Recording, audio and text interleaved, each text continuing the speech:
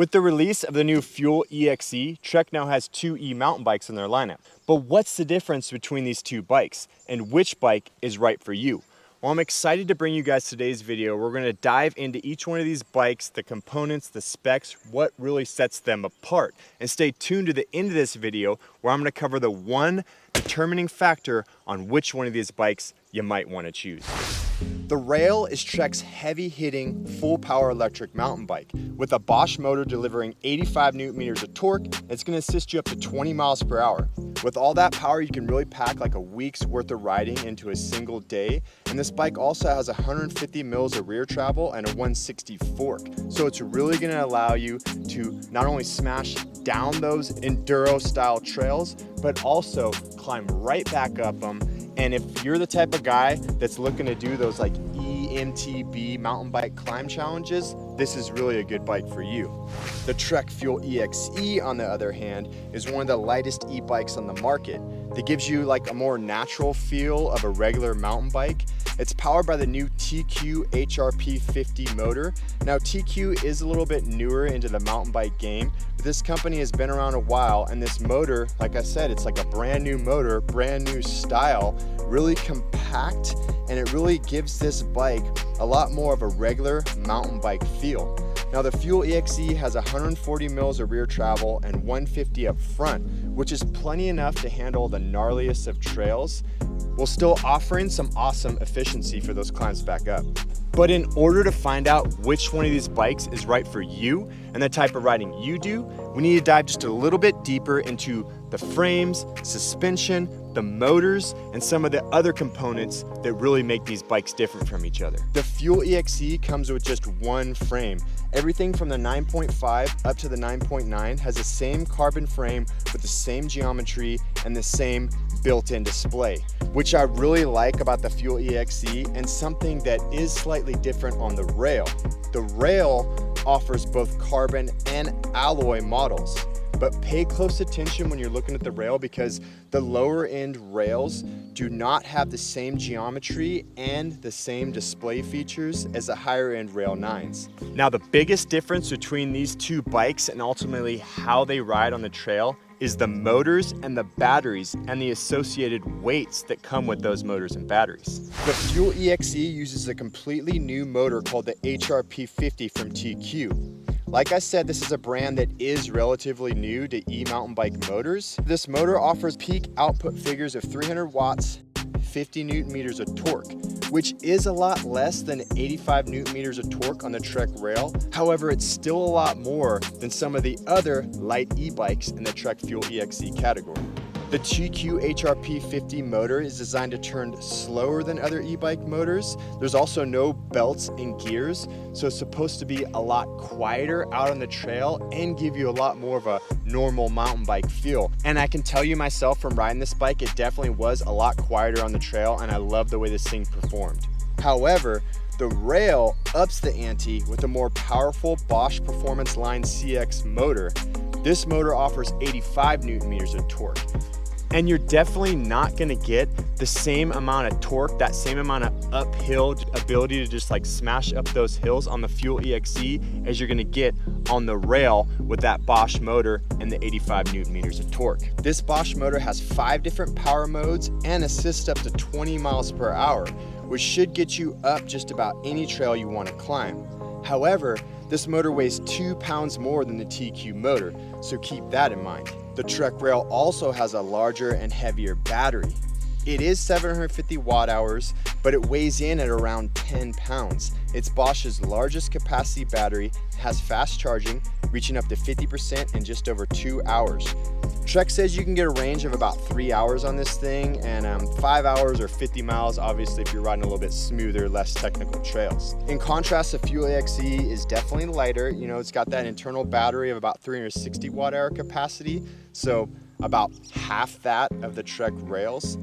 But the battery only weighs in at about 4 pounds. And It enables that down tube to be much smaller. They say like 34% smaller, whatever. You can look at the Trek rail, you definitely know even from far that it's an e-bike with that massive down tube.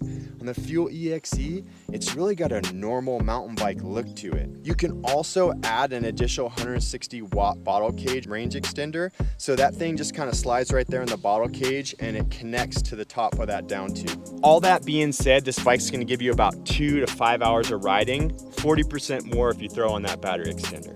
Now, I've already talked a couple times about that sleek integrated display in the top tube of the Fuel EXe, which I really like. And the higher end rails, they have that same like sleek kind of top tube display on those Trek Rail 9s as well. However, the main difference between these two is that the Fuel EXe has a brand new Trek app. It's going to enable you to customize assistance level and other motor parameters. And this app also learns from your riding style, dials in estimates of how much range you've got and how much battery you have left. I have heard of some people buying this bike and not realizing that you actually need that app to unlock the full potential of this bike. So if you happen to get a Fuel EXe, make sure you download that app on your phone, that Trek app for it, and get smart on how to use that to really dial in the features on this bike. Now the rail uses a Bosch e-bike app to monitor its performance and control. Just like the Trek app, it's going to let you alter like the dynamics and the power output levels of this, and it's going to help track your stats. Now the suspension travel is definitely going to separate these two bikes, with the Fuel EXe being a 140 in the rear, 150 fork up front with a max fork of a 160, and the Trek rail being 150 in the rear, 160 up front, and you can put an even bigger fork on the front of that to really make it more downhill capable. So I definitely would say that the Fuel EXe is more in that trail bike, maybe even all mountain bike category, whereas the rail is designed a little bit more for those aggressive enduro and even downhill style trails.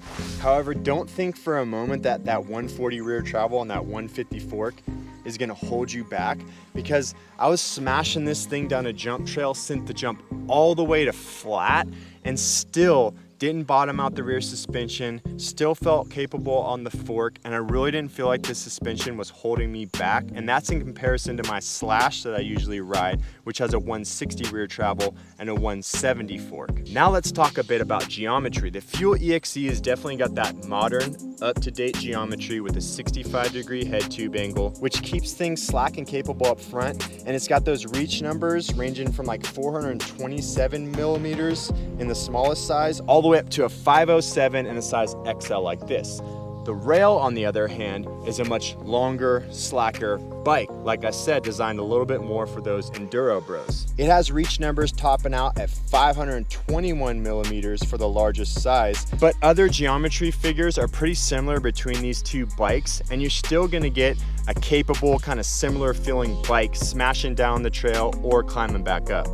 Now both these bikes come 29 front and rear, and they got that mental link on them, so you can flip that mental link if you want to run a mullet setup and throw a 27.5 in the back of either one of these. Now I've had my friends who ride the Slash tell me that the mullet setup, while it was fun around cornering and kind of on the jump sections or some of the downhill sections, they really didn't like that mullet setup on something like the Slash because it's just so much harder to climb back up. But I'd be interested to see how it would be on one of these e-bikes, because you got all that extra power to help you climb up. So why not just run the mullet option and see how it plays on the way down? Now price, of course, is something that we all need to pay close attention to. Bikes are getting even more expensive. These e-bikes are so expensive. This Fuel EXe starts at the base price of about $6,500 US for the 9.5 and tops out at around $14,000 for the 9.9 XX1 Axis. $14,000 for that XX1 Axis model? Goodness gracious, that is a ton of money. Now the Trek Rail does offer you a slight reduction in price, with the base model starting at about $5,650 US. However, you got to keep in mind that that's for the alloy models, which don't have the same exact geometry, motor, or integrated top tube display. But even all the way up at the top rail 9.9 XX1 Axis, you're still gonna get a couple $100 cheaper, with it topping out at around $13,800 US. But which one of these bikes is right for you and the type of riding you do? Well, you really have to ask yourself if you think the 50 Newton meters of torque on the Fuel EXe is going to be enough for the type of riding you like to do versus the 85 Newton meters of torque for the Trek Rail. Also, the Trek Rail weighs about 11 pounds more, with even this size medium topping in at over 50 pounds. Now for me, I'm the type of guy that I definitely want more of the Fuel EXe type of ride, something that's similar to my normal mountain bike.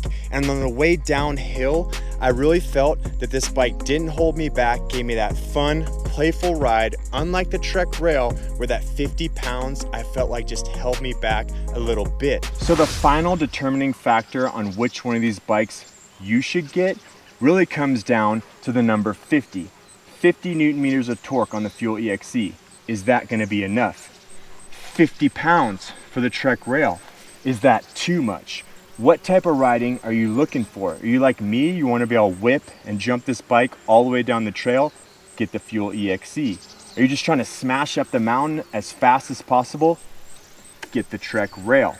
I hope you guys have appreciated this video. I hope it's brought you guys value. If you've made it this far, greatly consider subscribing, smash that like, but most of all, get stoked, go ride, and have some fun, people.